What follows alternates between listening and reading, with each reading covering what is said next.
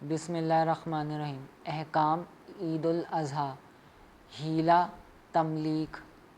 البتہ اگر کھال کسی غریب یا مالدار کو یا کھال کی رقم کسی غریب کو مالکانہ طور پر قبضے میں دے دی اور صراحت کر دی کہ تم اس کے پوری طرح مالک ہو، ہمیں اس میں کوئی اختیار نہیں، پھر وہ اپنی خوشی سے اس کی رقم مسجد، مدرسے یا کسی بھی رفاہی ادارے کی تعمیر یا اس کے ملازمین کی تنخواہوں وغیرہ میں اپنی طرف سے نکال دے تو یہ جائز ہے، مگر یاد رہے کہ ہیلہ تملیک کے نام سے جو کھیل عام طور پر کھیلا جاتا ہے، اس سے زکوٰۃ کی طرح یہ صدقہ بھی ادا نہیں ہوتا، کیونکہ عموماً جس کو دیا جاتا ہے وہ یقین رکھتا ہے کہ مجھے اس مال کا کوئی اختیار نہیں، اگر اپنے پاس رکھ لوں گا تو لوگ ملامت کریں گے، اس خوف اور شرم سے بیچارہ یہ رقم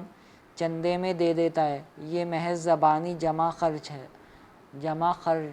ہے، اس طرح نہ وہ مالک ہوتا ہے نہ دینے والے کا صدقہ ادا ہوتا ہے۔ اس ہیلے سے یہ رقم مسجد یا مدرسے وغیرہ کی تعمیر و انتظامی ضروریات میں خرچ کرنا جائز نہیں۔ متفرق مسائل۔ بعض لوگ جانوروں کی کھال اس طرح اتارتے ہیں کہ اس میں چربی بعض لوگ جانور کی کھال اس طرح اتارتے ہیں کہ اس میں چھری لگ کر سوراخ ہو جاتے ہیں یا کھال پر گوشت لگا رہ جاتا ہے جس سے کھال کو نقصان پہنچتا ہے۔ بعض لوگ کھال اتارنے کے بعد اس کی حفاظت نہیں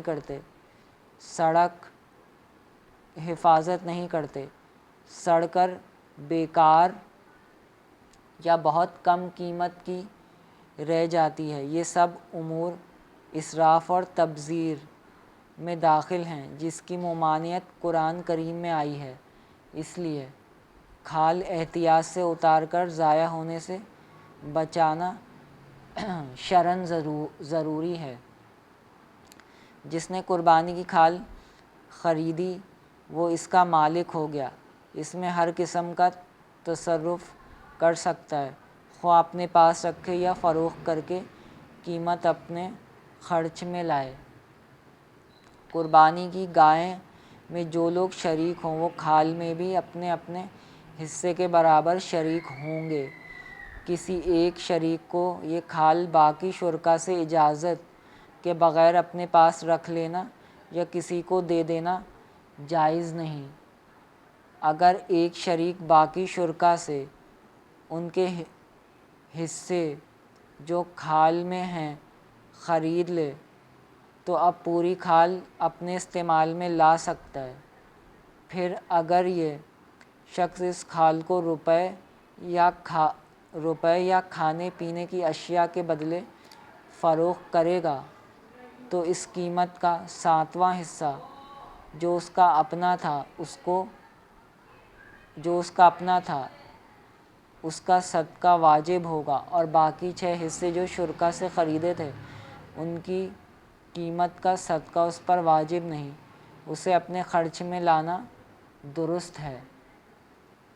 مذکورہ بالا سب مسائل میں جو احکام کھال کے ہیں وہی جانور ذبح کرنے کے بعد اس کی اون اور بالوں کے ہیں، اور اگر اون اور بال فروخت کر دیے تو جو تفصیل کھال کی قیمت کے متعلق بیان کی گئی وہی ان کی قیمت میں بھی ہوگی، مگر یاد رہے کہ قربانی کا جانور ذبح کرنے سے پہلے اس کی اون اور بال کاٹنا جائز نہیں، اگر کاٹ لیے تو ان کا یا ان کی قیمت کا صدقہ کرنا واجب ہے، اپنے استعمال میں لانا جائز نہیں۔ بس آج کے لیے اتنا ہی۔